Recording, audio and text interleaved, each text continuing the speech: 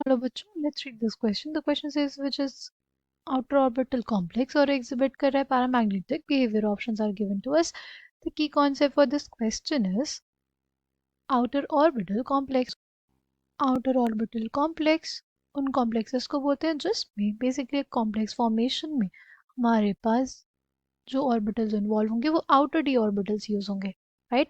outer orbital complex वो होगा जिसमें हमारे पास जो d orbital involve होगा बॉन्डिंग में या हाइब्रिडाइजेशन में, वो कौन सा होगा?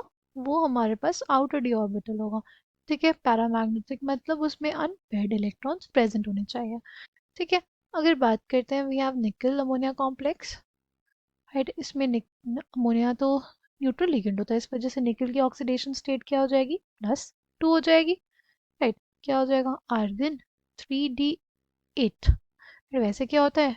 आर्गन 3d8 4s2, दो इलेक्ट्रॉन्स निकल गए इसलिए आर्गन 3d8 हो जाएगा। अमोनिया हमारे पास एक इंटरमीडिएट लिगेंड है, वो ये भी नहीं कह सकते कि वो स्ट्रॉन्ग लिगेंड है और ये भी नहीं कह सकते कि वो बहुत ज़्यादा वीक लिगेंड है। ठीक है, तो 8 इलेक्ट्रॉन्स की फिलिंग कर ले। 1 2 3 4 5 6 7 8। सी, इसमें हमारे पास जो ऑर्बिटल्स इन्वॉल्व होंगे, जो हमारे पास ऑर्बिटल्स इन्वॉल्व होंगे बॉन्डिंग के लिए, वो आउटर डी ही यूज होगा, क्योंकि हमें क्या चाहिए? हमारे पास ऑक्टाहेड्रल कॉम्प्लेक्स है, या हाइब्रिडाइजेशन क्या होता है? D2sp3 होगा, तो हम लोग बोलेंगे इनर ऑर्बिटल कॉम्प्लेक्स है। और अगर sp3d2 होगा तो हम लोग बोलेंगे आउटर ऑर्बिटल कॉम्प्लेक्सेस है, राइट?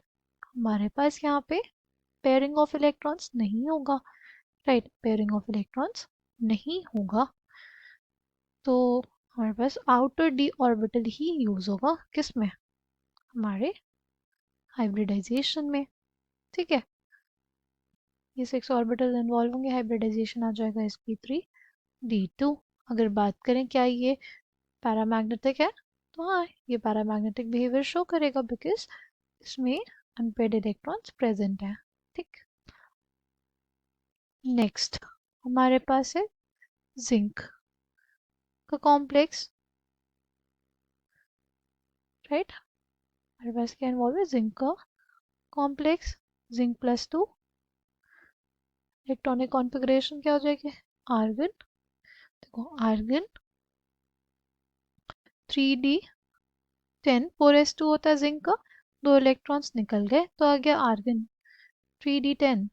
d10 है इसमें, d10 है इसलिए हमारे पास क्या होगा? सारे इलेक्ट्रॉन्स पेयर्ड होंगे, तो ये पैरामैग्नेटिक बिहेवियर तो बिल्कुल नहीं शो करेगा। अगर इसमें पैरामैग्नेटिक बिहेवियर ही नहीं होगा तो हमारे पास ये ऑप्शन नहीं होगा, राइट? क्योंकि हमसे बोला था कि उसकी अगर आउटर ऑर्बिटल कॉम्प्लेक्स भी होना चाहिए और पैरामैग्नेटिक बिहेवियर भी शो करना चाहिए। तो देखो, ये हमारे पास क्या हो गया? sp3d2 हाइब्रिडाइजेशन हो गया, बट आउटर ऑर्बिटल तो है, बट पैरामैग्नेटिक बिहेवियर नहीं है, इसलिए ये आंसर गलत हो जाता है। फिर हमारे पास क्रोमियम और कोबाल्ट के complexes, chromium -3 whole 6 +3। Chromium higher oxidation state में प्रेजेंट है यहाँ पे, राइट? उसकी इलेक्ट्रॉनिक कॉन्फ़िगरेशन होती क्या है? वो होती है आर्गन 3d54s1। इसमें से 3 इलेक्ट्रॉन्स निकाल लें तो क्या बचेगा हमारे पास? इसमें बचेगा आर्गन 3d3। अगर इसको ध्यान से देखें तो बेसिकली यहाँ पे 2 डी ऑर्बिटल्स खाली है ना? तो यहाँ पे जो हाइब्रिडाइजेशन आएगी हो जाएगी d2sp3, यानी ये कैसा कॉम्प्लेक्स बनेगा? एक इनर ऑर्बिटल कॉम्प्लेक्स। हमें तो आउटर ऑर्बिटल चाहिए था क्वेश्चन के अकॉर्डिंग, इसलिए ये आंसर गलत हो गया।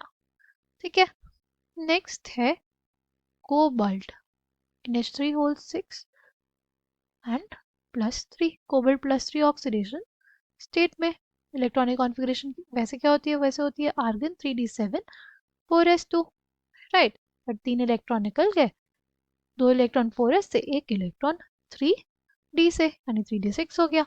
अच्छा, d6 तो होगा, बट कोबाल्ट +3 के साथ अमोनिया किस तरह बिहेव करता है +3 के साथ?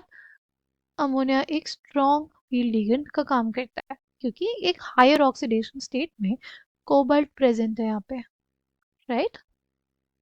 तो फिलिंग ऑफ इलेक्ट्रॉन्स तो कुछ ऐसा होगा पहले, बट सिंस अमोनिया यहाँ पे स्ट्रॉन्ग फील्ड लिगेंड का काम करेगा, इसलिए पेयरिंग ऑफ इलेक्ट्रॉन्स हो जाएगा हमारे पास। क्या हो जाएगा यहाँ पे? Pairing of electrons. ठीक है, यहाँ पे हाइब्रिडाइजेशन क्या आ जाएगा? D2sp3। अगर D2sp3 हाइब्रिडाइजेशन, कौन सा complex? Inner orbital complex, right? अगर हमारे पास ये इनर ऑर्बिटल कॉम्प्लेक्स आ गया तो ये ऑप्शन नहीं होगा। Correct answer for this question will be option A. I hope you understood it well. Thank you and all the best.